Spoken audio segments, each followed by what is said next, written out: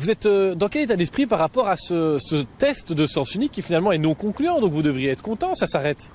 Il aura fallu 9 mois d'efforts, 9 mois de détermination pour que Pascal Smet mette fin à cet enfer pour l'ensemble des riverains du nord-ouest de Bruxelles, de Koekelberg en particulier, mais aussi des autres communes. Donc 9 mois c'est long, mais enfin nous y sommes arrivés. Donc c'était un échec annoncé, nous avions prévenu, et puis il aura fallu malgré tout encore des retards pour enlever tous ces blocs qui empêchaient aux riverains de pouvoir circuler librement. Donc oui, on est satisfait, mais en même temps, mélange d'exaspération et de détermination. Comment vous qualifieriez la politique de mobilité de Pascal Smet à Bruxelles?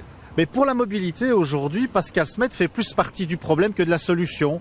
Il doit le comprendre. Ça n'est pas parce qu'une chose est dans sa tête que cette chose est bonne et efficace pour la mobilité et la circulation à Bruxelles. Non. Quand on veut une politique de mobilité ambitieuse pour Bruxelles, on pense d'abord aux Bruxellois. C'est ça la priorité. Et quand on voit les chantiers qui s'annoncent, notamment avec le boulevard Léopold II, où il y a 80 000 voitures qui empruntent le tunnel par jour, eh bien, on est consterné de savoir qu'aujourd'hui, il n'y a toujours pas de plan de circulation alternatif crédible qui est sur la table. Donc on dénonce, je dirais à la fois cette incurie, mais aussi cette imprévoyance de Pascal Smet. Il n'est pas compétent, Pascal Smet?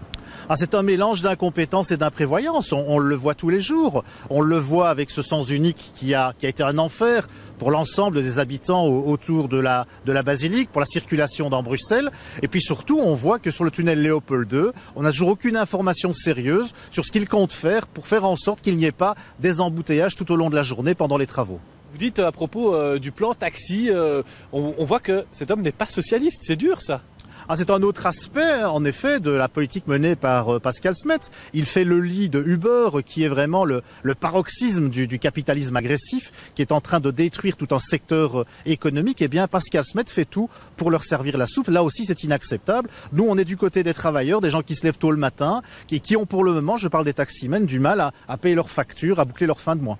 Alors vous êtes conseiller communal ici, mais vous êtes aussi un des stratèges, une des têtes pensantes du Parti socialiste. Est-ce qu'il y a une fissure ici dans la famille socialiste? Que les choses soient claires, ce n'est pas avec le SPA que nous avons des problèmes, nous avons un problème avec Pascal Smet.